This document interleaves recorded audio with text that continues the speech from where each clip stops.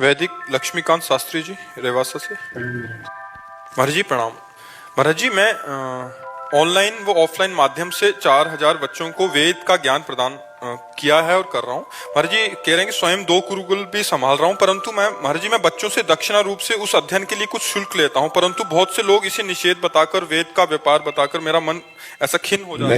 नहीं, क्यों नहीं गुरु दक्षिणा का विधान शास्त्रों में पहले से रखा हुआ है, ऐसा कैसे?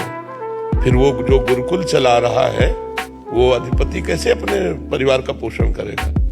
भाई हाँ, वेद बेच नहीं रहा, उसका कार्य है वेद अध्ययन करना, अध्ययन कराना, दान लेना, दान देना, यज्ञ करना, यज्ञ कराना, ये सत्कर्म ब्राह्मण के हैं।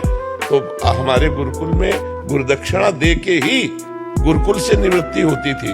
भगवान श्री कृष्ण ने जब पूरा पाठ्यक्रम हुआ तो इसके बाद गुरु जी को प्रणाम करके कहा कि आप गुरुदक्षिणा बोलिए। संदीपनी गुरु भगवान ने भगवान श्री कृष्ण से कहा कि आप जैसा शिष्य हो, ये सौभाग्य हमें मिला, जगतपति भगवान हमारे शिष्य, इससे बड़ी हमें गुरुदक्षिणा नहीं चाहिए। भगवान ने कहा नहीं, बिना गुरुदक्षिणा दिए ये रीति नहीं है, तो आप गुरुदक्षिणा मांगिए। तो उनका फिर गुरु माता से पूछिए। तो गुरु माता ने कहा मेरा बालक समुद्र किनारे खेलने गया था, वहां मर गया, आप उसे जीवित करके ला दीजिए। भगवान लाए और गुरुदक्षिणा में वो दिया, गुरु माता को जीवित पुत्र दिया।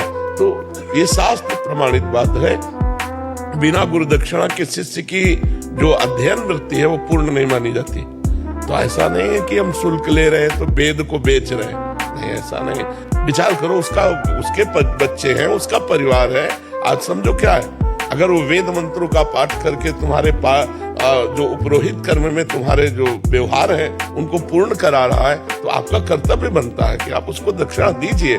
जो आचार्य है वो चाहे यज्ञ हो, चाहे पूजा हो, चाहे अध्ययन हो, भेंट देना ही चाहिए, जबरदस्ती देना चाहिए। वो ना ले तो भी देना चाहिए, क्योंकि उसकी पूर्णता तभी होती है। आप इसमें खिन्न मत होइए, उदार भाव से विद्या अध्ययन कराइए।